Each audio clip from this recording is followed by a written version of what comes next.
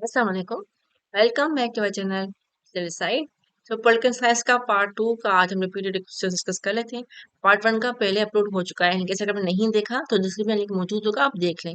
अगर नहीं भी होगा तो आप जाकर देख लीजिएगा, एक दो दिन पहले की वीडियो। चलिए शुरू करते हैं। अच्छा, प्रीवियसली हम कौन कौन सी वीडियोस जो अपलोड कर चुके हैं। एक है प्लेन टाइम टेबल, जो कि आप देख सकते हैं कि किस तरीके से आप कोई भी सब्जेक्ट कवर कर सकते हैं। पहले 5 डेज का था, लेकिन अब आप जो है इसको इस तरीके से फॉलो कीजिएगा कि आपका जो है वो उस पे हो जाए, 2 दिन में हो जाए, 3 दिन में, टेक्निकल टाइम बहुत कम है। इसके अलावा आईआर की पेपर एनालिसिस हो चुकी है, Islamic studies, sociology, I law, IR2, general science and ability, history of USA, Pakistan affairs, current affair, general studies, English ऐसे, इंग्लिश सी, पॉलिटिकल साइंस पार्ट 1। और ये एक जो है ना स्पेशल वीडियो है आप लोगों के लिए। लास्ट मिनट टिप्स जो है आप मोस्ट इंपॉर्टेंट है, देख लीजिएगा, सजेशंस हैं कुछ किस तरीके से आपको करना है, आपको हेल्प हो जाएगी। उसके अलावा अब जो है आई वांटेड के मैं बाकी भी अपलोड करूँ पेपर था, लेकिन क्योंकि मेरे खुद भी एग्जाम्स हैं तो पॉसिबल नहीं हो पाएगा, टाइम बहुत कम है। तो जितने हैं आप लोग देख लीजिए, बाकी जो है इंशाल्लाह फिर 24 के लिए जो है मैं जल्दी से पेपर से डाल दूंगी, ताकि एंड में टाइम बचे लोगों के पास। चलिए शुरू करते हैं। अच्छा, मोस्ट इम्पोर्टेंट क्वेश्चन तब होंगे जब हम 5 या ज्यादा उससे हमें क्वेश्चन मिलेंगे एक एरिया का, और उसको हम मोस्ट इम्पोर्टेंट कहेंगे। 3 और 4 जो होंगे वो इससे हाईलाइट होंगे इम्पोर्टेंट। 2 टाइम्स जो आएगा वो होगा मीडियम, और जो एक बार आएगा वो लेस इम्पोर्टेंट, या फिर मिसलिनियस में हम इसको ऐड कर देते हैं। पॉलिटिकल साइंस पार्ट 2 अभी सेक्शन 1 और सेक्शन 2 होगा, तो सबसे पहले देख लेते हैं सेक्शन 1 में क्या है। अच्छा, सबसे पहले पॉलिटिकल सिस्टम ऑफ यूएसए। तो ये इसका 4 बार आ चुका है, तो इम्पोर्टेंट टॉपिक है। कैसे कैसे कौन कौन से एरियाज आए हुए हैं। The Senate of USA is the most powerful upper house in the world. Can you justify this statement? मतलब कि how? Explain your answer with the reference to the upper house of India and Pakistan. किस तरीके से US का जो upper house है वो जो है मोस्ट पावरफुल है। तो आप इसको देख सकते हैं कि आप उसकी डिफरेंस किस तरीके से करना है। फिर अपर हाउस इंडिया का और पाकिस्तान का डिस्कस करना है, मतलब कि इंडिया और पाकिस्तान में भी आ जाएगा पॉलिटिकल सिस्टम, और जो है वो यूएसए का भी हो जाएगा। उसके अलावा compare and contest powers of Indian president with American president. ठीक है, इंडियन प्रेसिडेंट का डिस्कस करना है विथ अमेरिकन प्रेसिडेंट। तो मतलब कि इंडिया का भी हो जाएगा डिस्कस पॉलिटिकल सिस्टम, और अमेरिका प्रेसिडेंट प्रेसिडेंट का भी हो जाएगा। उसके अलावा how the system of checks and balance works in US political system, explain with examples. ये मोस्ट इंपोर्टेंट है, ये हिस्ट्री ऑफ यूएस में भी आपको काम आ सकता है अगर आप ये पूरा कर लेते हैं। How does the system of checks and balance works in US political system. किसी के साथ ये दोनों सेम है, एग्जैक्ट सेम उठा के उन्होंने दे दिए हैं, बिल्कुल भी एक भी चेंज नहीं किया, बस इसमें एग्जाम्पल लिखा हुआ है, इसमें नहीं लिखा हुआ, लेकिन एग्जाम्पल तो आप फिर भी देंगे। उसके अलावा जब अगर पॉलिटिकल सिस्टम ऑफ यूके की बात करें तो 2 बार आ चुका है, मैंने मीडिया में लिखा कौन कौन से एरियाज। देखिए, discuss select feature of judicial system in France, how does it differ from rate of Britain and Pakistan. मतलब कि इन तीनों में आपको कौन कौन सी चीजें डिस्कस करनी है, जुडिशियल सिस्टम किसका, फ्रांस का भी, ब्रिटेन का भी एंड पाकिस्तान का भी। उसके अलावा कौन सा है, to what extent is true that president of USA is more powerful than prime minister of UK, justify your answer with comparative analysis. ठीक है, अब इसमें कौन सा एरिया आ गया, यूएसए का भी आ गया और यूके का आ गया। तो इनको देखना है कि कौन ज्यादा पावरफुल है और क्यों है, और उसकी पूरी प्रॉपर एनालिसिस आपको करनी है। लोकल गवर्नमेंट सिस्टम की अगर बात करें तो इसमें क्या है, under the unity state system, how local government system works in the UK. तो यूके का जो है ना लोकल गवर्नमेंट सिस्टम देखना है आपको, उस वहां पे ये बता दिया है उसने कि यूनिटी स्टेट सिस्टम है। उसके बाद again under the union system how does local government system works in UK, exact same है, कोई चीज चेंज नहीं है, बस थोड़ा सा इसने यहाँ पे डज लिख दिया है और यहाँ पे नहीं लिखा बस। बाकी तो एग्जैक्ट सेम है, तो आप ये इसको अच्छे से कर लीजिएगा क्योंकि ये सेम सेम दे रहा है बिल्कुल। पॉलिटिकल सिस्टम ऑफ फ्रांस की अगर बात करें तो 3 बार जो है ना हो आ चुका है, तो इम्पोर्टेंट है ये भी। एक तो वही सेम है जिसमें इसने कहा है कि फ्रांस को जो सिस्टम डिस्कस करें, ब्रिटेन एंड पाकिस्तान।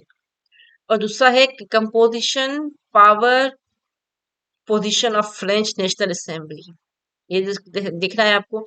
उसके अलावा how the party system in France is different from that in Germany, इसमें फ्रांस और जर्मनी दे दिया है, तो इसको भी डिस्कस डिटेल में आपको करना है।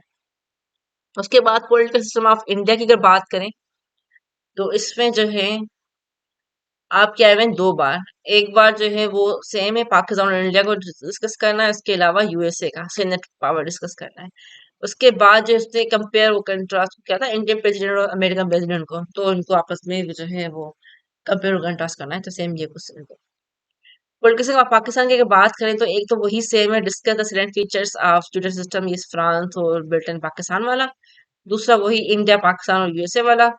तीसरा जो है वो अलग है, the military political role has undermined institution and growth of democratic political culture analyse civil military relation. असल चीज ये है कि अभी रिसेंट में आया है और जो कि जरूरत भी है इसकी, अभी आ सकता है, तो ये वाला कवर कर लीजिएगा पाकिस्तान रशिया के लिए भी। Political system of Germany.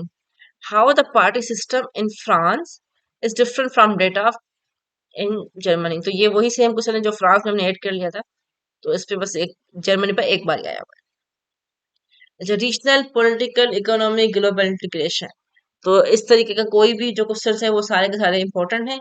चार बार जो है ना ये क्वेश्चन आ चुके हैं अभी रिसेंट में काफी ज्यादा। कौन कौन से एरियाज हैं किस तरीके से देखते हैं। सबसे पहले 2017 में जो आया था उसमें था basic norms of regional political economic integration and organization structure of the European Union। एक ये वाला एरिया हो गया। दूसरे में डिफाइन डेमोक्रेटिक पीस। अच्छा, ये दोनों देखें 2022 में आए हैं, मतलब एक ही एरिया के दो। Highlight its basic norms and discuss how it played vital role in political economic integration of European Union. सही है।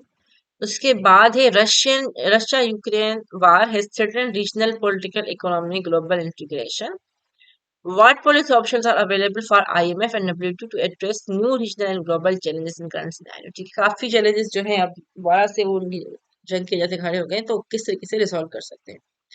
अच्छा, उसके बाद है आ, ये वाला, मतलब इसमें आप देखेंगे ऑर्गेनाइजेशन की अगर बात है, सीधे सर देख रहे हैं ना, ऑर्गेनाइजेशन सी है। The people of south Asia had suffered because of missed approach of regional development connectivity and cooperation. It will perform a SARC in the light of this statement। अच्छा, ये वाला क्वेश्चन तो है इम्पोर्टेंट, लेकिन अगर आप देखें इसको तो काफी बार इसको आसियान से कंपेयर किया हुआ होता है काफी जगहों पे, काफी बार ईयू से भी। तो ये वाला आप इस एरिया में भी कीजिएगा और ईयू और उसमें भी कीजिएगा, आसियान में भी, कि वो क्यों डेवलप है और हमारा क्यों मस्त चल रहा है। तो ये आपके जो है अगर ये कवर कर लेंगे ना, तो नेक्स्ट टाइम अगर वो आ गया तो आपको पता होगा किस तरीके से होता है। ग्लोबलाइजेशन या रीजनलाइजेशन की अगर बात करें तो सिर्फ एक क्वेश्चन आया हुआ है, discuss the way in which globalization could promote regionalization as an adoption। किस तरीके से, तो वो जो है आपको डिस्कस करना है, क्योंकि ग्लोबलाइजेशन पूरी दुनिया को ग्लोबल करता है, तो जाहिर है जब पूरी दुनिया करीब आएगी तो रीजन तो वैसे भी करीब आएगा, जो आसपास आपकी कंट्रीज होंगी तो। अच्छा, इसमें जो है कम ही क्वेश्चन है एरियाज, मोस्ट इम्पोर्टेंट इसमें कोई भी नहीं था, ठीक है। 4 इम्पोर्टेंट थे, 3 मीडियम, 2 जेल इम्पोर्टेंट, टोटल 9 टॉपिक्स हैं।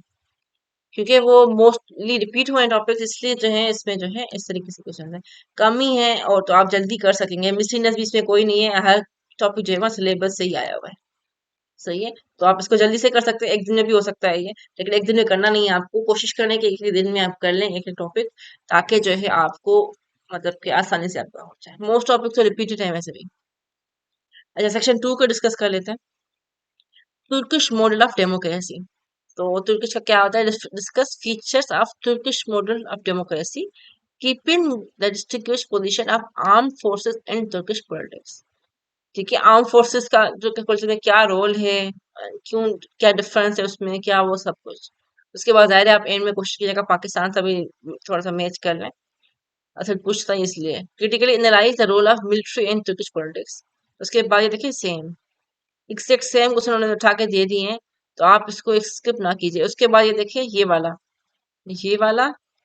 एंड ये वाला एग्जैक्ट सेम है, सेम, और ये भी सेम है, तो ये मोस्ट इंपॉर्टेंट है, आप इसको इस तरीके से स्किप नहीं कर सकते, ये सारे के सारे आप करेंगे। सेम एग्जैक्ट दिए हैं, कोई चेंजिंग नहीं है इसमें। इसके अलावा बात करेंगे रीजनल एंड ग्लोबल ऑर्गेनाइजेशन की अगर बात करें तो कौन कौन से अब तक आ चुकी हैं।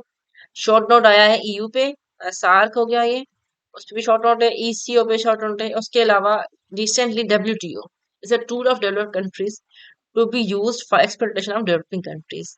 Do you agree? तो उस पे जो है आर्गुमेंट्स देने हैं आपको।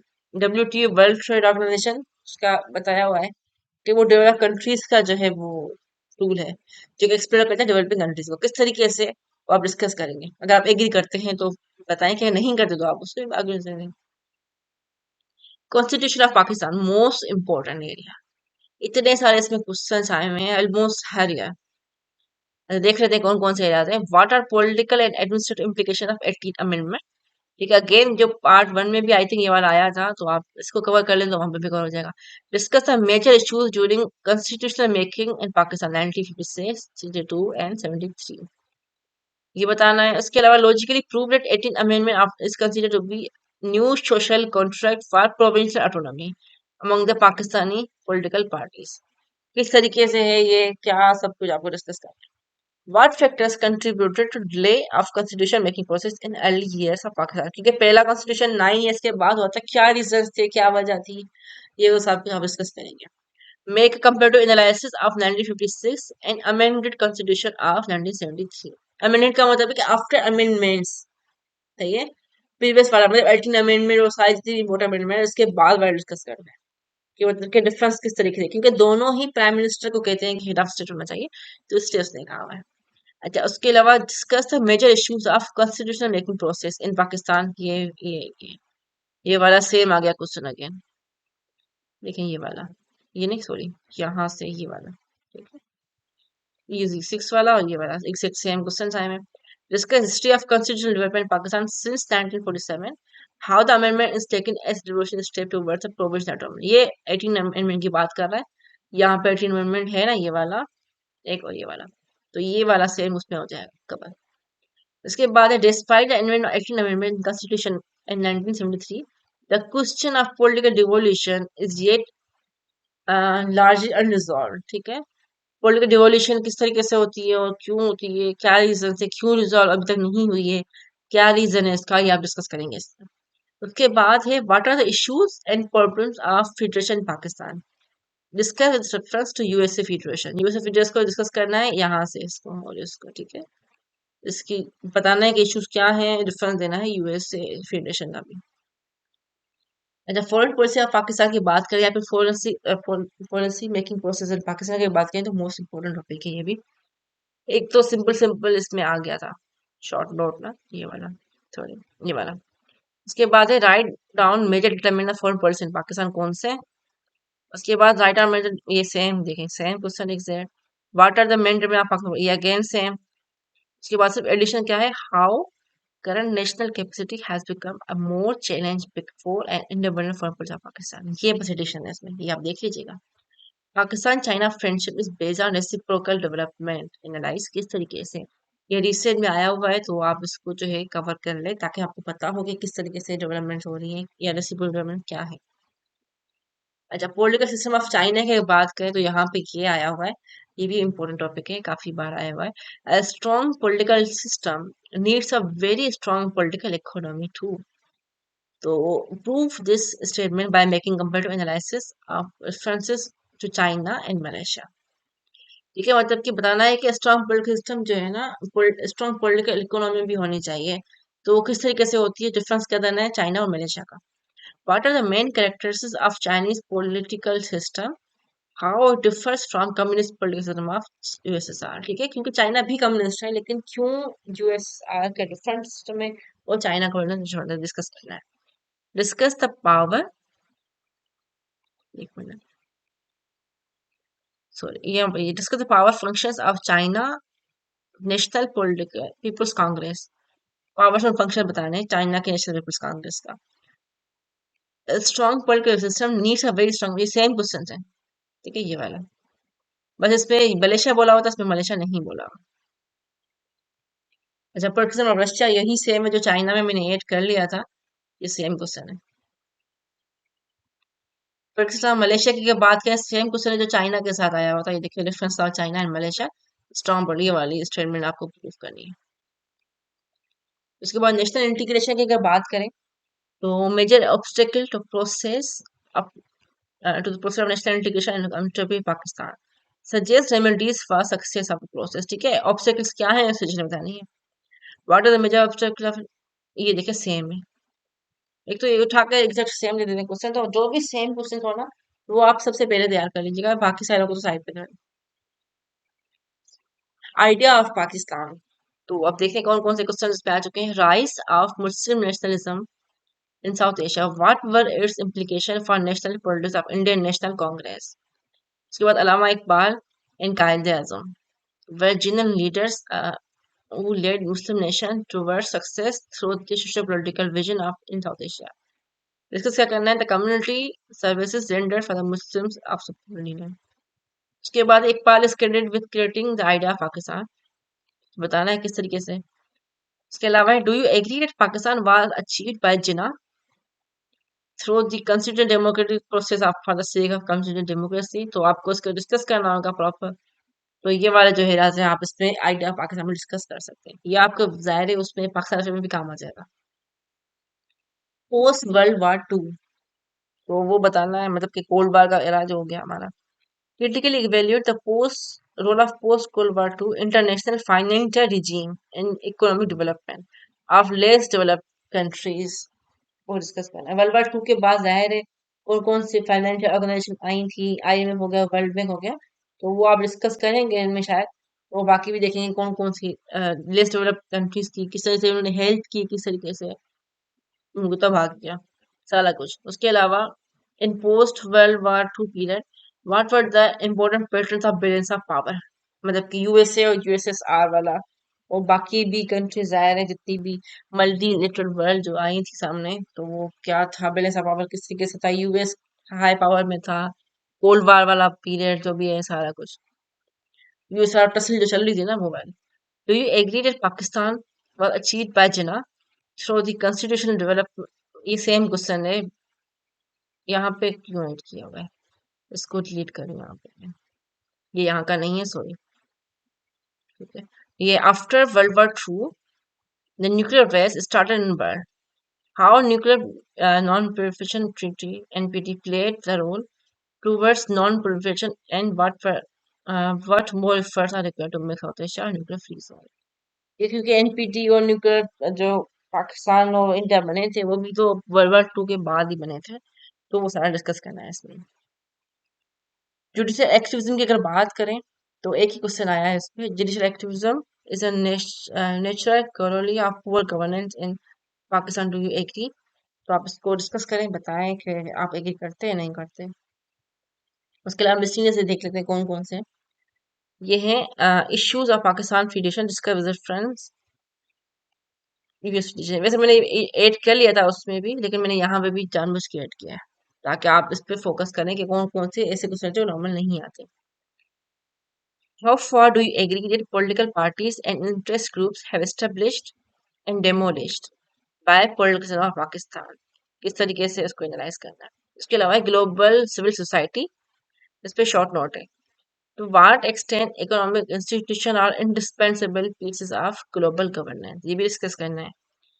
अलग अलग क्वेश्चन थे जो आए नहीं अब तक। Importance of national interest for peace and security with special reference to geostrategic position for economic opportunity Pakistan 21st century, ये हो गया। ठीक है भाई, guardian guardian council of Iran, ठीक है, ये कभी नहीं आया, आप इसको देखिएगा क्या है, डिस्कस करेंगे।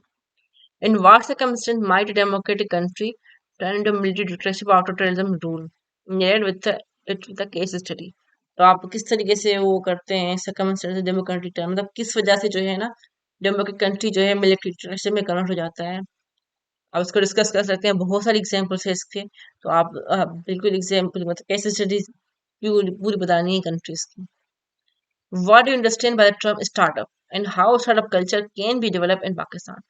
ठीक है, स्टार्टअप का कल्चर का मतलब है कि जो न्यू न्यू मतलब के कंपनीज बन रही हैं, स्टार्टअप्स वगैरह बिजनेसेस न्यू न्यू हैं, तो आप उसको किस तरीके से बताते हैं कि पाकिस्तान में किस तरीके से वो डेवलप हो सकते हैं। समरी देख लेते हैं, दो मोस्ट इंपॉर्टेंट टॉपिक्स हैं और फाइव इंपॉर्टेंट टॉपिक्स हैं।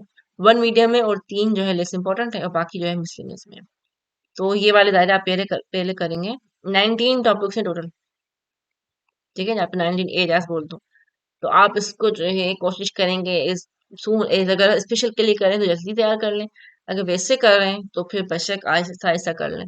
तो आप 2 दिनों में अगर करते हैं फॉर एग्जाम्पल इसको, तो आई वुड से 2 10 20, तो 20 तक हो जाएगा। 10 टॉपिक्स पर डे पे अगर आप करें तो वही 2 दिनों में आपके टॉपिक हो सकते हैं। That's it for this video. Thank you.